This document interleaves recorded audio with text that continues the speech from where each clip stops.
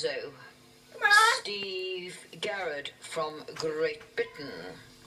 And Ufonso is another warm blood, owned by Steve himself, along with Izzy Lawrence and Theresa Cam, and bred by Mr. Schapper, presumably from, I would guess, Germany or Holland.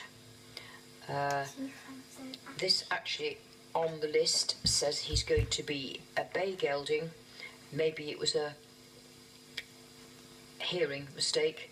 Bay could have been grey. But anyway, assuming he's 172, Ufonso, he is a grey gelding.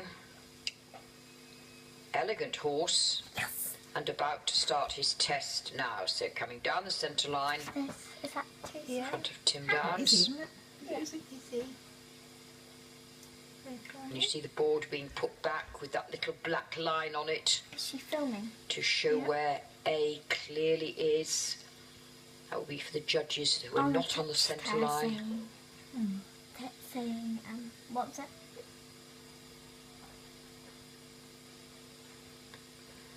Got quite a lot of range and scope in that trot. You feel there's still more to come. It looks quite nice. Just the balance and the connection through to the contact is at the moment not quite secure. Remember, these are young horses just starting their international career. So we don't expect by any stretch of the imagination to see the finished article.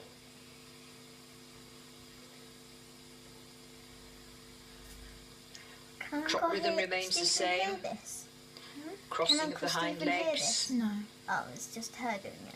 Yeah. There used to be a day when the swishing of the tail was fairly heavily penalised.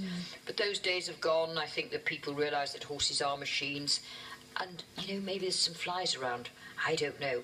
But you didn't really feel that this horse was making many resistances. Just needs a little more confidence to go to the contact. He looks quite elastic, quite supple.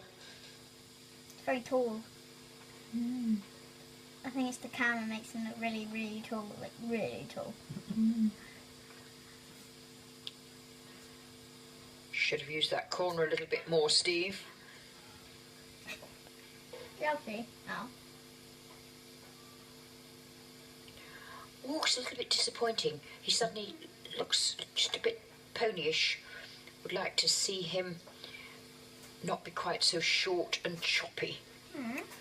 Really? Just would be good to see him relax more over his back and reach out through his shoulders.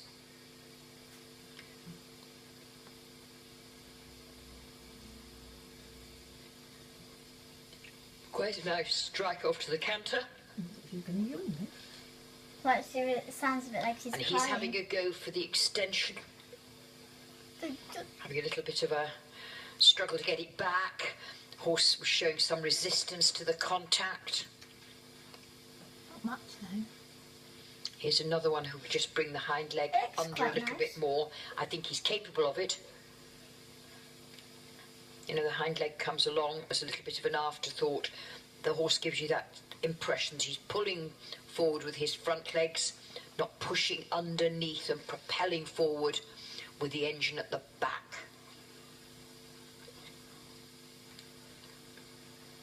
Very pretty horse, if I can say that about a gelding.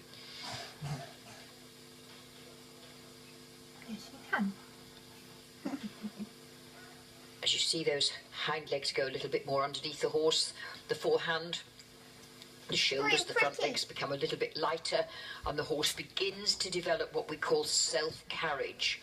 He shifts his centre of gravity back to more underneath the rider. Uh-oh.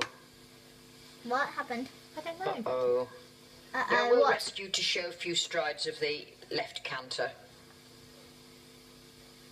That was quite nice, lady. You don't have to say uh-oh. And even after that little bit of canter,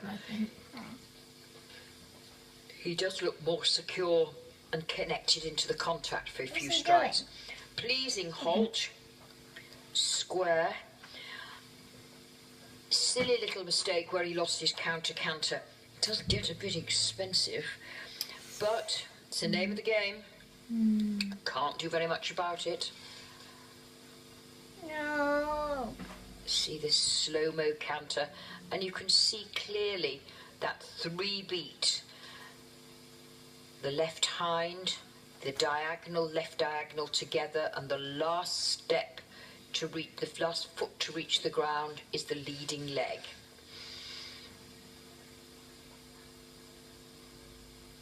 I think this horse has quite a lot of potential. You know, he looks quite supple and elastic in his body.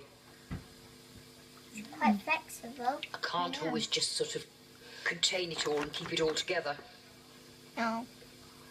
Oh, he's a baby. Yeah. But a very good baby. Oh. Now from northern